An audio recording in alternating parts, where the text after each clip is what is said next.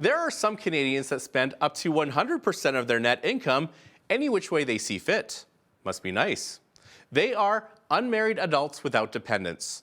And while Christmas, Easter, and Thanksgiving might be lonely times for them, they get to live their lives with little to no accountability to a partner or a child. But what happens when they die and there is no last will in place? To talk more about estate planning for singles is Stephen Mogdan. He is a partner at the law firm Stringham in Lethbridge, Alberta. Stephen, welcome to Bridge City News. Thanks for having me, Naveen. So Stephen, first off, it is plainly clear why a person who is married and or with children should plan their estate, or at the very least, write a last will and testament. For some of our single viewers, it may not be so clear for them if they don't have anyone they think really needs to inherit their possessions or take care of their affairs once they pass. So is estate planning still important for singles to consider? Yeah, and I get this question a lot from young people, usually young people that are not married, have this question for me. And my advice is, well, there's a few points to consider. Number one, where they're at in their life, they may not have a lot of assets. They may not have, that marital relationship or kids that they would be considering as beneficiaries. But that's not going to be the case forever. Things are going to change for them. They're going to get older. They're going to acquire assets. They're going to have relationships and that sort of thing. And so a person should start to think about that early. One of the main reasons for doing that is if you don't, if you just allow your estate to be dealt with through what our legislation in Alberta provides for people that don't have a will, you're not in control of how that's going to be dealt with. And for some people, that might work out okay. For others, it may well not. And it might actually lead to some conflict among family members and that sort of thing. And what happens to the debt once you pass if there's no one to pass it on to? Well, so when you pass away, if you have debt, if your estate has debt, that's going to be satisfied through your assets, the estate assets. In some situations, people will pass away and have more debt than they have in terms of assets. And in that circumstance, the legislation deals with that here in Alberta. Some types of debts are preferred, things like funeral expenses and that sort of thing.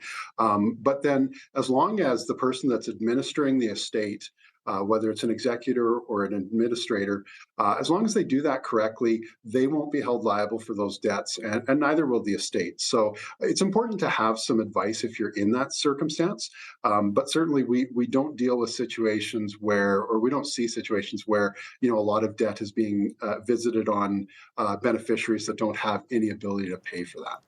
Okay, so I just wanted to take a more lighthearted approach for just a moment here, because I must admit, I fall into the latter group because I'm not married, I don't have children, and I can't be the only one who has thought to themselves, at least at one point, wait a second here.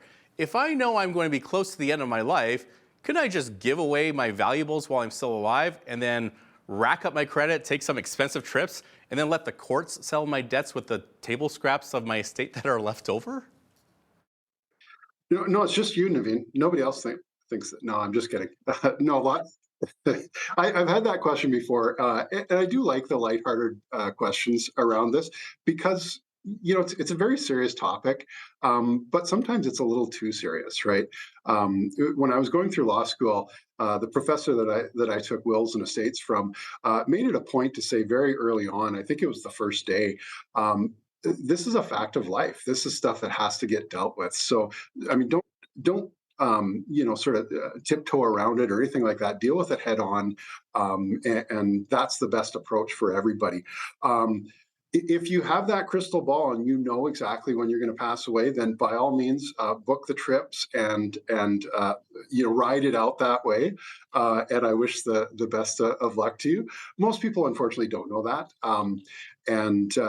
So for a lot of people that do know, approximately when they're going to be passing away, it's likely a situation where they don't have the health that they're going to be able to enjoy those trips and that sort of thing. So we don't see that a lot, but there is, lots of people will say as their estate plan, they're going to, spend everything during their lifetime, and there's going to be nothing for the kids, right? And I mean, people say that jokingly, but by all means, live your life to the fullest. Just to turn that on a bit of a serious note for a moment, we do see situations where people who are, they have an estate, and they're going to be distributing some estate to loved ones, family members, friends, what have you. They sometimes go through really extraordinary measures to try to maximize their estate and provide something to those beneficiaries. To the Sometimes to the extent where they're not really living their life to the fullest, and we really hate to see that, right? An estate should be kind of what's left over once you've lived your life, right? You do the best you can to maximize what you earn, what you're able to acquire, and that sort of thing, because you want to have a good standard of living and all that stuff. But that's for every generation, right? Every generation goes through that. So if you're living sort of the end of your life to be able to provide something to the younger generation, maybe that's not the best way to approach it. So, and I've had to say that to people before. Great answer. Now, I just want to draw from that previous scenario again for one more question. A little bit more of on a serious note, though. What about cases where there is malicious intent behind who your estate goes to? Like, let's say there's two people that feuded throughout their lives, and one decides to have the last laugh by assigning their estate to their opponent, but then gives away most of the assets prior to passing, leaving only the debt behind. Are there safeguards in place to prevent this from happening? There are. Usually, the first safeguard, in fact, is the lawyer that's meeting with the person to draw up that will, because you should be getting that information from that person about who their beneficiaries are and what they want to leave to those beneficiaries. And through that process, if I'm learning from my client that this is what their intention is, they have somebody that it's been a lifelong battle, and they want to do this type of thing, I'm really going to dissuade them from that. And I might even say to them, if you want to do this, I'm not your guy to do this, right? Because I firmly believe an estate plan should be done right, and it should be for the best of intentions. That aside, if a person did go through that and they were able to create a will that did that, um, there are safeguards in place where, if there's more debt than there are assets, like I say, a beneficiary doesn't necessarily have to take that on if the estate has been administered correctly. And the person who's administering the estate, usually an executor, sometimes called an administrator, if they're doing it correctly, they're not going to have any personal liability for that either. So it's certainly possible to avoid that. Great. Now, in addition to a last will and testament, what other documents are important in estate planning? And so, usually, when we're doing a will for someone, we're also encouraging them to do a personal directive and a power of attorney. And there's a few reasons for that. The will deals with what's going to happen with their property, their stuff, when they pass away. But we often go through a period in life where, before we pass away, where we have a diminished capacity or we've completely lost capacity and we can't make decisions about our personal affairs or our financial affairs. And that's where the personal directive and the power of attorney come in. Very often, when people are doing their will, the person that they're going to appoint in their will to be their executor is probably also the person they're going to want to appoint to be the person making decisions for them under the personal directive. So those are personal decisions, healthcare decisions, where they're going to live, that type of thing, and also the same person who's going to act as the attorney under their power of attorney, and those are for financial decisions. So it's a good idea to do them all at the same time. And they're really good to have, right? If you go through that scenario where you've lost your capacity, whether it's dementia, Alzheimer's, just sort of general aging, an accident, anything like that, and somebody has to make decisions for you. If you haven't appointed someone through those documents, then someone's going to have to go to the court and get an order for guardianship and trusteeship, and that can be a very intimidating process. Can be a lengthy process, and yeah, it's just a lot easier to deal with it by creating those documents, the personal directive and the power of attorney, and they're fairly short documents. They're not difficult to do. They're easy to understand. So we do encourage people to do that. Outside of those, in terms of estate planning documents, we will see situations where people might want to put in place a trust, like an inter vivos trust, so a trust while they're still alive. And the purpose for that generally is to be able to distribute funds to beneficiaries while you're still alive, right? And so we often see that with kids, particularly kids who are away from home and that sort of thing. And the parent wants to start to, get that transition process going, where they're not just sort of sitting on all of their assets. They're providing some money for kids. So trusts are a little bit complicated sometimes, and they're not for everybody. It depends certainly on the circumstances, but that's another document that we'll see for sure. Now, for those that really have not a single person to inherit their estates, let's say they're the youngest of all the siblings, never married, never had any kids, what are the alternatives to leaving your belongings and to someone else, or can we just talk about trust funds and scholarships and charitable donations for a bit? Oh, for sure, for sure. And so I used to think that it was an extremely unlikely, uncommon situation where a person had absolutely no beneficiaries, and so they didn't know where to put their estate. But I have recently seen a situation where a person left their estate, and it wasn't massive. It was under $150,000, but they left it to a charitable institution in town, because they had done a bunch of things with that institution throughout their life. And the story of it is that they had gone into the lawyer and basically said kind of what your question contains. I have nobody. I don't have anybody close that I want to give this to. What should I do? And the lawyer that they did that with had suggested this charitable institution, and so the fellow said, "Okay, let's do that."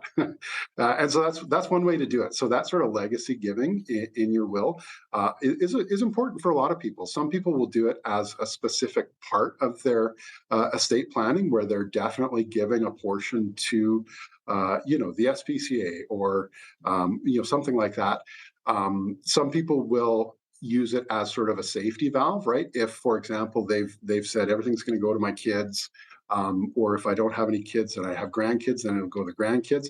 But if nobody's around in that scenario, if there's no beneficiaries, truly, if you have that sort of safety valve where you're giving your estate to a charity, to your church, to a women's shelter, whatever the case may be, then at least somebody's getting it, and it's not going back to the province, because that is ultimately what can happen to an estate where there truly are no beneficiaries. Is it can pull out the legal language, it can escheat to the Crown, and I don't think anybody really wants to see that except for the government, but your average person doesn't want to see that. So, I mean, if I take myself, for example, I have a very close association with the YMCA here in Lethbridge, and so that's part of my estate planning, is a gift for the YMCA. So, it's something that I encourage people to look at doing.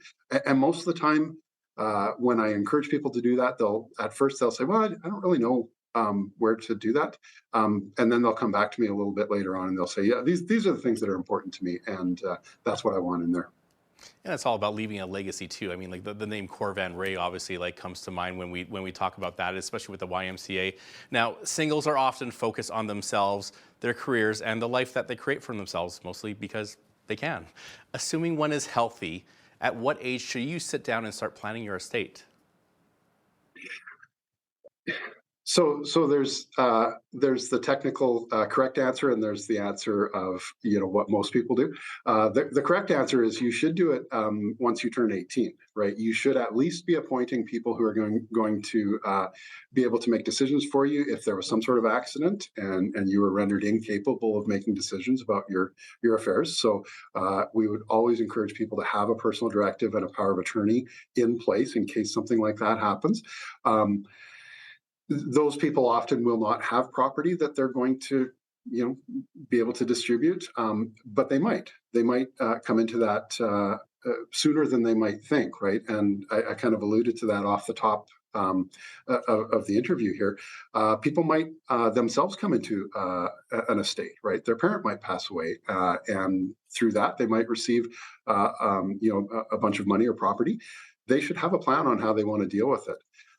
Typically, when we're dealing with younger people, most of the time they're sort of in their mid-20s when they start to look at, acquiring getting the first house kind of thing, and then, and kids come along and that sort of thing. Another important feature of the will is the ability to designate someone who will be guardian for an infant child. So that's an important part of it for younger people. The reality is a lot of people don't really start to consider sort of their own mortality and that type of thing until a little bit later, 30s, sometimes 40s. But it's tough to get people to think about that when they're young. Absolutely. Well, that's all the time we have for today, Stephen, but we really appreciate having you on the show today and giving us these insightful answers. Navina, pleasure.